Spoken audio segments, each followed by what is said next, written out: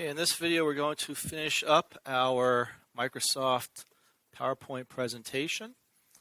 So this will be the last video in the series, and you can see here that we already have Lecture E software, which will be my slide number 7 in the sequence of slides. So if I work my way back, we have Lecture E, there's D, C, and notice there's A. How each one is slightly different.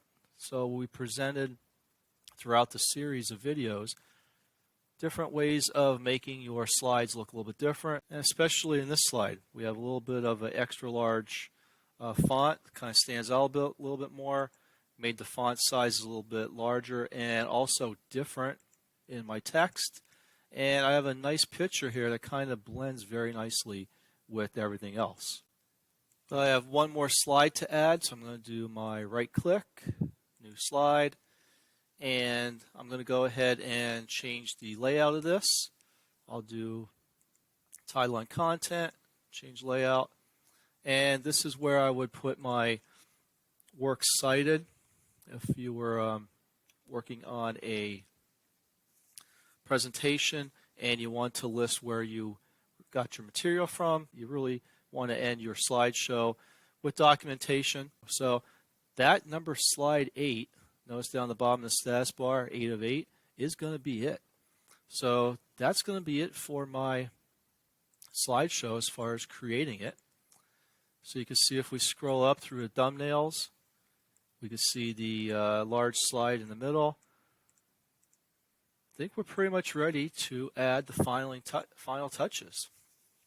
So what are the final touches? Well, what I like to add to my presentations are transitions. So I'm right at the beginning here of the slideshow, and I'm going to go to the ribbon, and I'm over 1, 2, 3, 4, 5, 6. 6 tabs over is transitions, so select that. Now, right below the word transitions here, actually below the word animations, I have a drop-down arrow that is going to give me a large list of different transitions. Now, keep in mind I'm using the Microsoft online version. I may have different transitions than your version that you are using, but for the most part, they're going to be pretty much the same. You're going to have some transitions that are subtle and some that are exciting, and some down here are dynamic. When you're doing a professional presentation, you want to stay in the subtle area. There might be a few exciting ones that are still professional looking, but you don't want to throw attention away from your presentation. So a couple ones that I would consider pretty subtle and professional would be push, split, even page curl, which is a little bit more exciting. So those would be professional. Flip as well. So there's a lot that are pretty nice to throw in. And another thing to keep in mind is the time that it takes to transition from one slide to the other. You don't want to spend a lot of time waiting for your slides to change. So the wind, I think it would be a longer one you might want to avoid. The curtain takes a long time to transition, and you probably want to avoid those. Not saying that they're not great looking. They are. They're very fun and interesting, which is also good to throw in.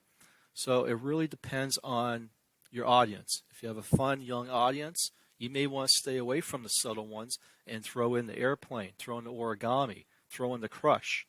Okay, those are really fun and they're pretty neat, but they do take a long time to transition from one to the other. So what I'm going to do is just take a look at a couple of each, examples of each ones of those, and we'll see how we add them. So you're going to add transitions one at a time. So I'm going to select the second slide. I don't have a transition going into the title slide, so there's no reason to add one there. So starting on slide 2, I'm going to start with the push, really because it's right there. And that's it. So I do have a transition. And the way I know a transition is added, if you look right below the number 2, the slide number, you can see the star. a transition was added. And I'm just going to make my way down the list. So 3, let's go with, I'm going to have to choose from the drop-down menu here. Let's maybe go with the, I'm going to bring up the curtains. I want to show you some different ones here. Number 4, let's go with the crush. I'm going to kind of mix these up. So the split is another one that's pretty subtle. Slide 5. I like the flip. Okay, flip is good. Slide 6. And you can see this is, you just got to repeat this over and over again. Maybe the clock. Now, if you decide to change your mind, maybe I don't want the clock. Select slide 6 again. And at the top here, underneath the word file, you can see what exactly is the transition you have. So on 5, I have the flip. On 6, I have the clock. So if you change your mind, it's pretty simple. Just go back and change this. While I do fly through. Let's take a look at that. Slide 7. We'll take a look at the fall over. And slide 8. We'll take a look at the, we'll do the shape. Okay, so you're going to see a difference here between some of the subtle ones I threw in and some of the more exciting ones that I threw in. Now this brings me to the last part, and that's the slideshow portion where you actually test out your slideshow, check your colors out, compare to your background, see if everything is the layout that you want. And we're going to do that by going to slideshow, which is right there, 2 down from transitions. Okay, so slideshow. And you could start from the beginning if you're halfway through and you feel like you have the first part of your slideshow set. You could go to slide 5 and hit from current slide. It'll pick up from there. But the first time you test it out, you really should go from the beginning. So whether you're on the slide number 1 or not, this will start right from the beginning. So looks pretty good. I'm just going to hit one of the arrows, or you could select with the mouse button to move on. So let's look for a transition. Okay, so there was a transition there, pretty subtle. Okay, there's this transition is taking longer. So there you go. That's another reason why you may want to avoid some of these. That one nice and subtle. That was the slide. Or I'm sorry, the split.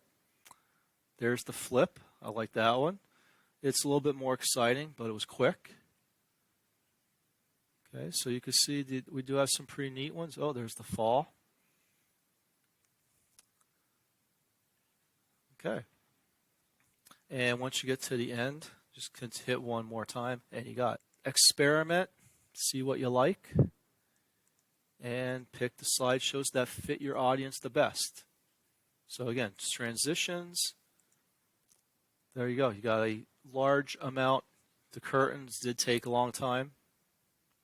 Actually, you know what? Let me find out where my curtain was and throw in an airplane. So, okay, slide number 2. Slide number 2 was the push.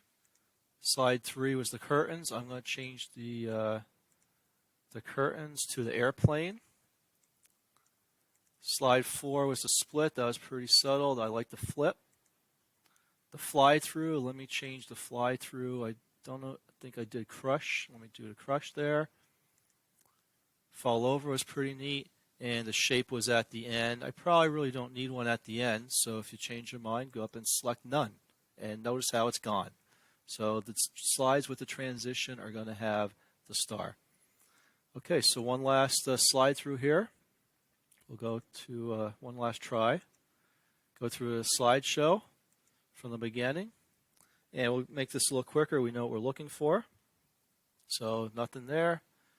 Okay, there's the subtle one. Ooh, there's the airplane. Like I said, it depends on your audience. You may or may not want to have that. There's the split, very nice. The flip, also very nice. The crush, I don't know if you want to have that one in if you're doing a presentation in front of the CEO. There's a fall. Okay, that's not too bad, just on the slower side. And there you go. We are at the end, so we could finish that off. And recommend you stay with the subtle side for presenting it in any education or business type setting. So I really recommend you stay with the subtle side. And one thing you do not want to choose is random, because you never know what you're going to get. Okay, you could get all these exciting ones, and it may not be exactly what you want. So do not choose random. Actually go through, think about your transitions. Okay, but I think that's it for us. Last thing you would need to do is go to File, and you would have to save this. So do a File, Save.